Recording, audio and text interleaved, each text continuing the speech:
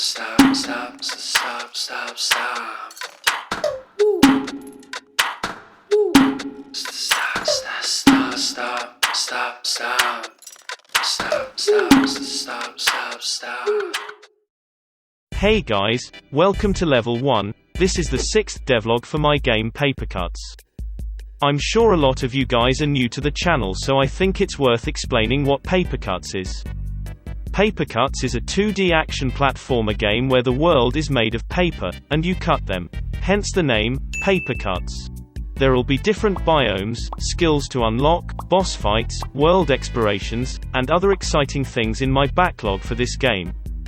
I plan to emphasize on the action aspect of the game, and focus on the timing and precision of every movement and attack. Therefore it's not a laid-back and relax kind of game where you just fall asleep to, but one that requires focus and skill to play. From this intro, I'm sure you can already tell that I've done yet another major upgrade to the pixel art since the last devlog. I think this new art style is significantly better than before. It took me around 6 hours to redraw everything, and I did this because I thought the art style from before was just not good enough. I was starting to lose interest and become unmotivated to continue with the development. But boy, after changing the art to this new one, I've fallen in love with the project once again and love it even more. As promised in the last devlog, we finally added our first enemy into the game. At first, I was planning to just get right into making a good old slime enemy, but then I thought, that's like the first enemy of every game ever. So I decided to maybe park it and try something else. So instead of a melee enemy, why not try making a ranged shooter enemy, one where they shoot projectiles at you and you have to cut down the projectile at the right time, just like in the animes. And lucky for me, I already had a tiny bit of experience in making a ranged enemy from my very first game. I was inspired by Super Mario Bros. And created the piranha plant as our first enemy, and it kinda fits quite well with this grass biome. Now, I don't want to get sued by Nintendo, so I might change the design a bit more in the future. I spent some time thinking about how to draw this piranha plant in a 16 by 16 pixel art and came up with two different animations, which is idle and shooting. And let's not forget about this cool little fireball that the plant shoots out from his mouth.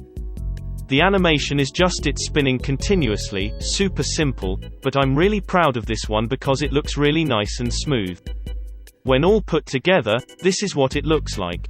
He opens and closes his mouth roughly every 4 to 8 seconds. And if the player is inside his collider area, he will slowly rotate and aim for the player. As soon as the player crosses his line of fire, he leans back a little to charge up, and releases a fireball from his mouth which will eventually take your life if you don't get out of the way. During the implementation of all of this, I had to rewrite a ton of code, and switch to use scriptable objects for a lot of the existing stuff. Ryan Hipple explains it quite well what it is in this video, but essentially, it's just yanking the public variables from where you usually put at the top, and put them into a .asset file. By having the variables in a file, you can avoid making hard links between game objects in the scene, and it keeps the code extremely clean and coherent. I've come to understand that trying to write code to make a game is actually quite hard, trying to keep everything modular and reusable, which only comes from experience, and I have no experience in making games, so I feel like they're going to be a major refactor heading my way, which is kinda sad. Next is time to implement a way to counter these enemies. Like I mentioned before, this game is heavily focused on slicing and cutting down stuff, so I made the head of the piranha plant sliceable, which means you have to risk your life to approach the enemy in order to take it down. And then I made the fireball sliceable as well, but only if you do it at the right time, so there's a risk there if you decide to take the fireball head on, instead of dodging it. So you gotta pick your poison and have fun. I also added this white slashing line effect when you slice something.